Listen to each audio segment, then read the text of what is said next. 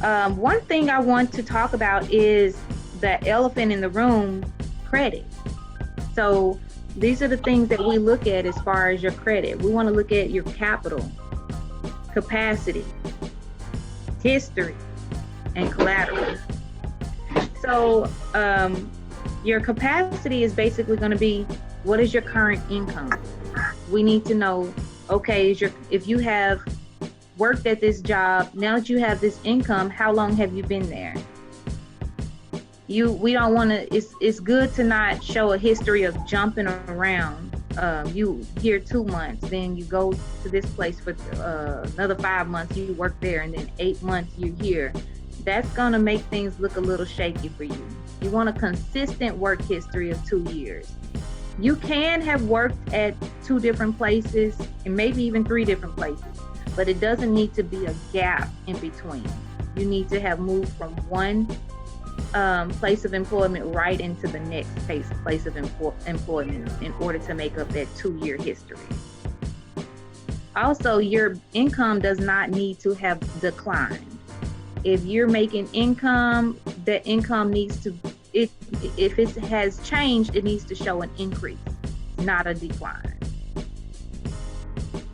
Then we're going to look at your amounts owed, which is your installment loans, revolving charge accounts, any monthly payments.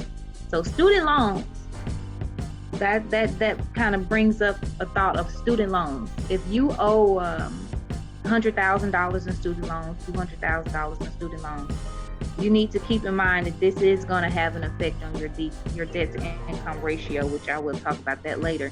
We, as mortgage lenders, have to take 1% of your student loans down.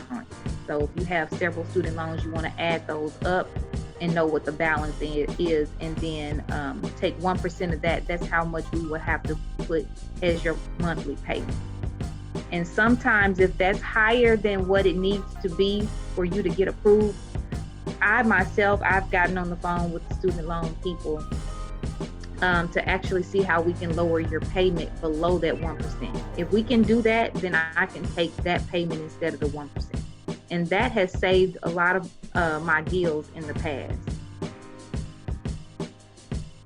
Okay, and that's capacity.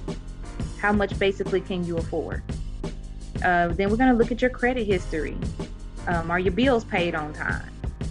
Are you a late payer, slow payer? Have are there some payments you hadn't made at all? You want to definitely make sure your payments are always on time for all of the loans that you've taken out or you currently have.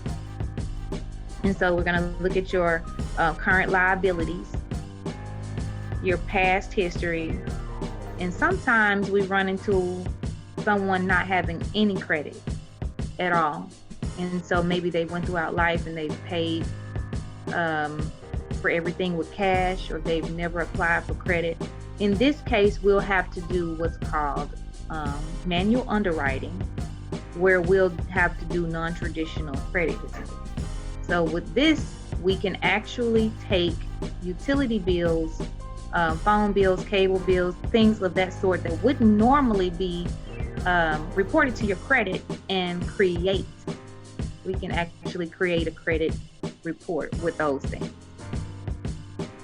So if you have no credit, don't fret. We can actually create one for you. Also using rental history as well.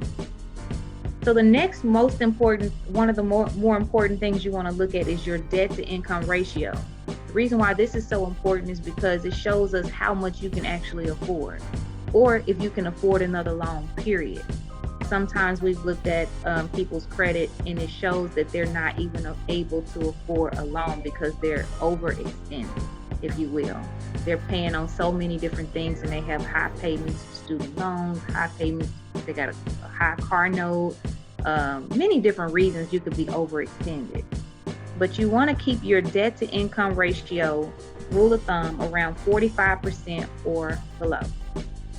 45% or below. In some cases, we can go up to 55% on some FHA deals, but rule of thumb, keep it around 45%.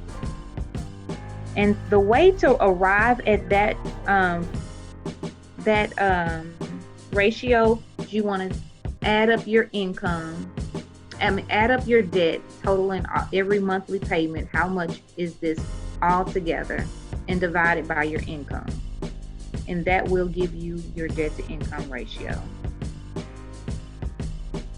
So that's important because we've had people who have an 800 credit score, have a perfect score, everything seemed to check out, payments even good, but then they're overextended. And then it has been the other way around, where they have a low debt, they have great income, and now their credit score is below 620. So you definitely want to keep your credit score good, payment history good, and keep an eye on your debt to income. Okay. So right here, I want to just name some of the things that we don't want you to do if you're applying for a mortgage loan that could actually make the deal go south. Some of those things are changing your employment status. You'll be surprised how many people are getting ready to go to the closing table. Their loan is about to be approved, and all of a sudden, they quit their job or got fired. Or maybe they switched employment and now they make way less than what they were making before. For whatever reason, we've had people actually do these things. That will actually throw off the mortgage loan. We would have to go back to the drawing board. You change employment. Don't make any major purchases. You again be surprised how many people are getting ready to be approved. They're so excited, they'll go out and buy. They'll go out and actually apply for furniture, and or either But I need to do the house. Right. And we just say, hey, just hold on. You can get as much furniture as you want, every room. Just wait till we close. But they'll go out, put a down payment on some furniture and actually finance some furniture. Now what has that done? Number one, makes your credit score go down because you applied for something. Two, now your debt to income ratio is off. Now we have to go back and refigure this new loan that you now owe on each month. Same goes for cars, homes. You don't want to apply for anything. So I tell everybody, hey, the home is more important. You can wait on the car. Let's get the house closed first. So Tina, Can I ask a question? Sure. You were saying that you don't want to do these things like when you're about to put in for an application. Right. Or going through the application. So if it was something, so say, because I was talking to somebody who was, thinking about maybe buying a car or a house before they get first, and I said to them that maybe if you can do it, you don't want to do it like within that window, but I think if you do it maybe like 6 or 7 months prior to where you've had the vehicle and show like payments and your debt to income is okay, but you don't want to do it within like 2 months or a month before you apply, because it has had enough time to sit there and show that your DTI is still solid. Is that what you're saying? Right. Or, you can actually apply for something as long as it doesn't lower your credit score below the amount, our minimum credit score, and your DTI is still okay with the loan on there. We'll still be able to do a deal.